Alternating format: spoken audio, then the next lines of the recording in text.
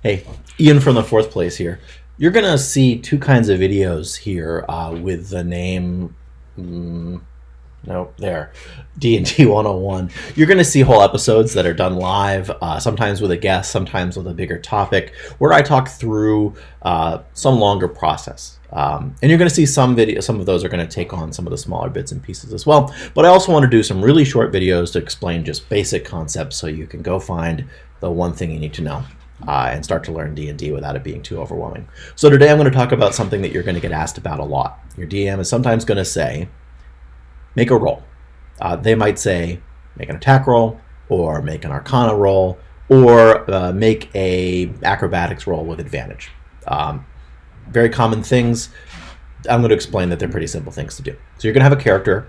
You'll have a character by this point when you do these, but knowing this first will help you understand what you're building your character towards. So when someone says make a roll, they mean that you're going to roll a 20-sided die and you're going to add some things to it. If you're using tools like D&D Beyond or Roll20, they may add those things for you. Either way, I want to break down what it's all about, what makes up that roll. So I'm going to use the example of Lost Tom. He's a wizard, so I'm going to use the example of an Arcana check because he's good at that, and it will use all of the concepts I want to teach you in this first lesson. Your Arcana check is made up of three things. I'm going to get that right. It is made up of your proficiency bonus, if you are proficient with Arcana. It won't be there if you aren't particularly skilled in that thing. It's going to be made up of one of your abilities. In the case of Arcana, it's intelligence. And you'll see all this right here. So you'll notice that this little black dot shows that he's proficient in Arcana. And you'll choose your proficiencies when you build a character, or they'll be chosen if someone helps generate one for you.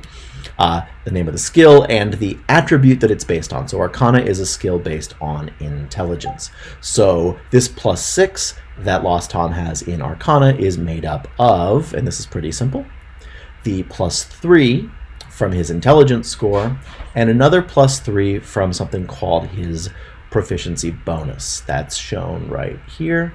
And that goes up with your level. So your proficiency bonus is basically a factor of your level. You get better at everything that you're proficient at as you level up. Your bonus from your abilities are based on what the ability score is. Basically, it's just goes up a little bit for every 2 that the ability goes up. The plus goes up by 1. What does that? What do those pluses mean? It means you're just going to add those numbers when you roll a d20. Almost every check in D&D, whether it's combat, something called a saving throw, which is sort of a defensive check, or just skill checks. Can I do this? Can I ride a horse well enough to do this? Can I decode these runes? You're going to roll a d20, and you're going to add your skill total here. This is the +6, which is made up of whether you have proficiency and whatever your bonus is in the attribute that underlines that skill. That's it. So I'm going to do this with D&D Beyond. It's a tool that you can use for free. You can build your characters there. You do have to buy the content, the different source books, or you have to have someone in your campaign share them with you, which is a neat feature. I'm not sponsored by D&D Beyond. It's just a tool I like that both helps me track my characters and is really handy for showing everything in a format that's useful to show you guys on video. So I'm making an Arcana check. I'm not going to hopefully say to my DM, I want to make an Arcana check. I'm going to say, can I tell what these magic-looking runes are all about here on this altar? So I can, in D&D Beyond, I can click on a die, and I get an 8 on the die.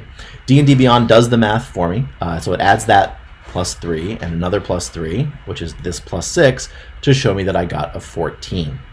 That's it. When my DM says, make an Arcana check to see what you know, the good news is I'm going to make that roll. He's going to tell me what happens, or they're going to tell me what happens. So he may look at that 14 and say, well, you really can't tell. These runes are kind of obscure. You don't know what they mean if it's a hard check. And he's going to determine basically how high do I have to roll to get what kinds of results. He's just going to tell you, hey, this did work, it didn't work. It's possible he's going to tell you, you think X, and X could be wrong, based on your luck, your overall proficiency bonus if you're skilled in something, and your intelligence or whatever attribute underlines that skill. That's it. That's making an ability check. We'll come back again, and I'm going to talk about a couple of other things. I'm going to talk about advantage and disadvantage, which are ways to improve or make more challenging your checks. And I'm going to talk about opposed checks. So stay tuned for the next part of this video pretty soon.